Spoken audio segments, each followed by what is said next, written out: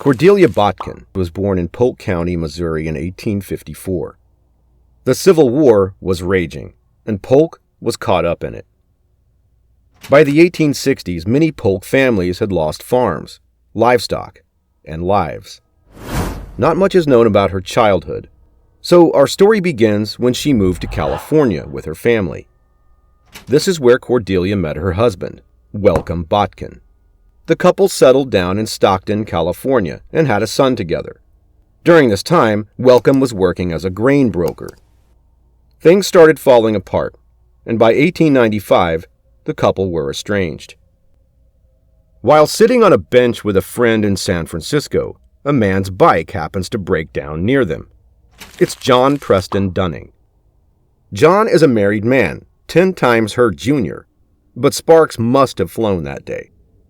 The couple started a conversation that flowed easily and led to a long-term affair. John Dunning was a highly regarded reporter for the Associated Press, having completed overseas assignments in Samoa and Chile.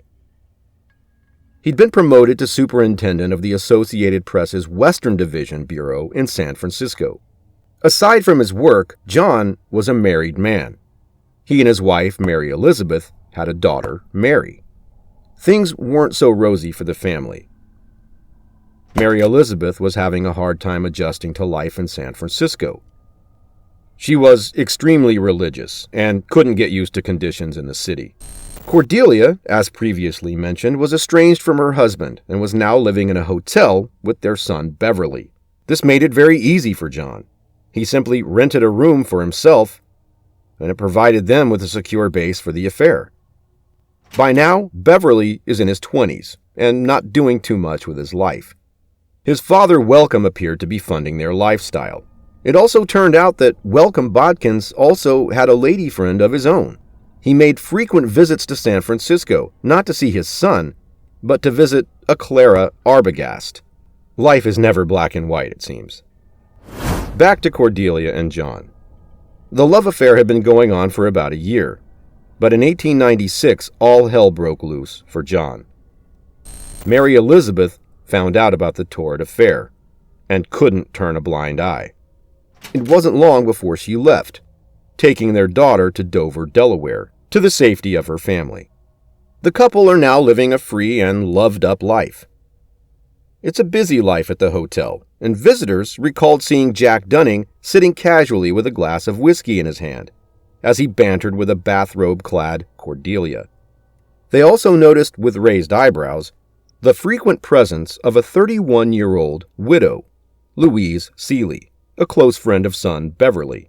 However, aside from these observations, things may have already been unraveling for Cordelia and John. John was a heavy drinker and loved to gamble.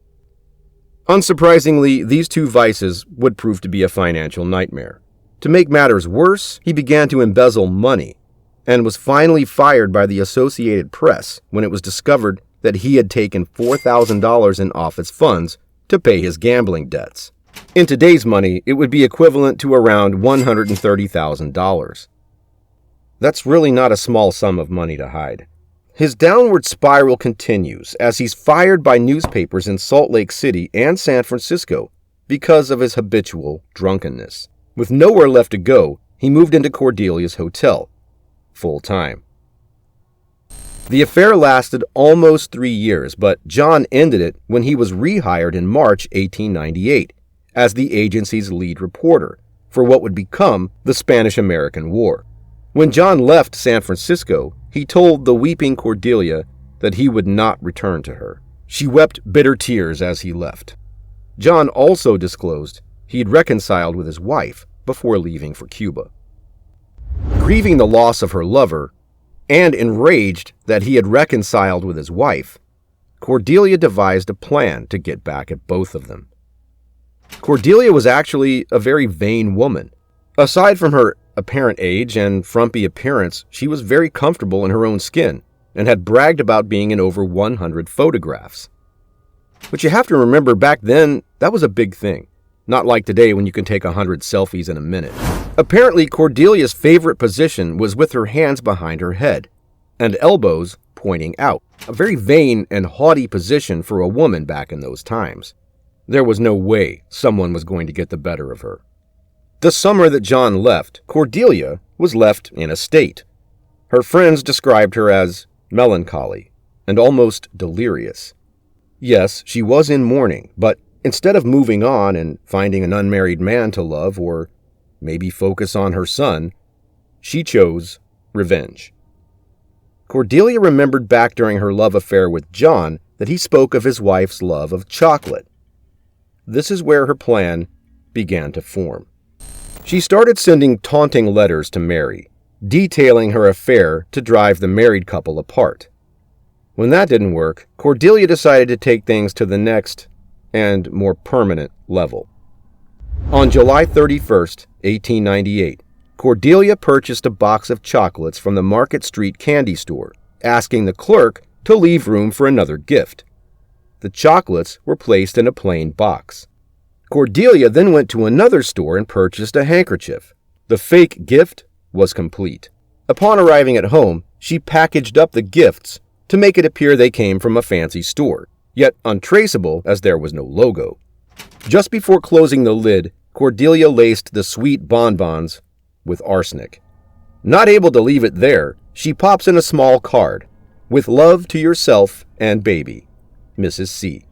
Cordelia set off on August 3rd, and with no return address on the parcel, she sent the box to Mary Elizabeth from Ferry Station Post Office. The box arrived 5 days later, and a young family member, Henry, was sent to the post office. After a fun day, Mary sat on the porch. She opened up her gift and shared the wonderful chocolate bonbons with her sister Ida, Ida's 2 children, and 2 friends who had come to visit for the day. Immediately, they became violently ill, with vomiting and intense stomach pains. Mary Elizabeth reportedly had 3 of the laced chocolates, and after 2 harrowing days in agony, she passed away. Ida ate less than Mary, but she also passed away on August 11th from arsenic poisoning. The 2 children and friends did not consume as many of the bonbons and thankfully survived.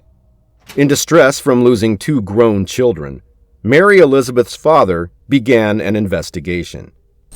He had noticed the familiar handwriting on the note, as it matched the taunting letters he had kept. The only person the police now wanted to speak to was John. John got back to Dover as fast as he could and began helping the police. Of course, when he saw the obscene letters and handwritten note that accompanied the bonbons, he knew there was only one person: Cordelia. A chemist confirmed the poison. John also recalled the time he had told Cordelia about Mary's love of chocolate. Things were falling into place, but they needed everything to line up. Detective B.J. McVeigh then brought all the evidence to San Francisco, where the letters underwent handwriting analysis. Detective McVeigh obtained sworn testimony from clerks at both the chocolate and handkerchief shop that it was Cordelia who had purchased the items. The final nail in the coffin was driven when the postal clerk could 100% confirm the day she sent the package, because the name she used was nearly identical to his: John Dunnigan instead of John Dunning. The trial was covered by all the papers in San Francisco and nationwide. Every detail of the case was like a new scandal unfolding. During this time, John's career was smashed to pieces, as every aspect of his life was torn apart. This was a history-making trial, as it covered not only a scandalous affair, but murder that was part of 2 jurisdictions within the mail system. Cordelia claimed her innocence, but was convicted of murder in December 1898. She appealed, but was ultimately convicted again in a retrial in 1904. The final result was life in prison. Cordelia was initially imprisoned at the San Francisco Branch County Jail. As it turns out, this was a good place for an enterprising criminal.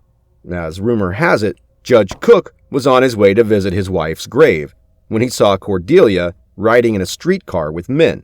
It turns out she was trading favors for time out of the county prison. Before the judge could do anything, the San Francisco earthquake occurred. Mixed with overcrowding, she was ultimately transferred to San Quentin State Prison.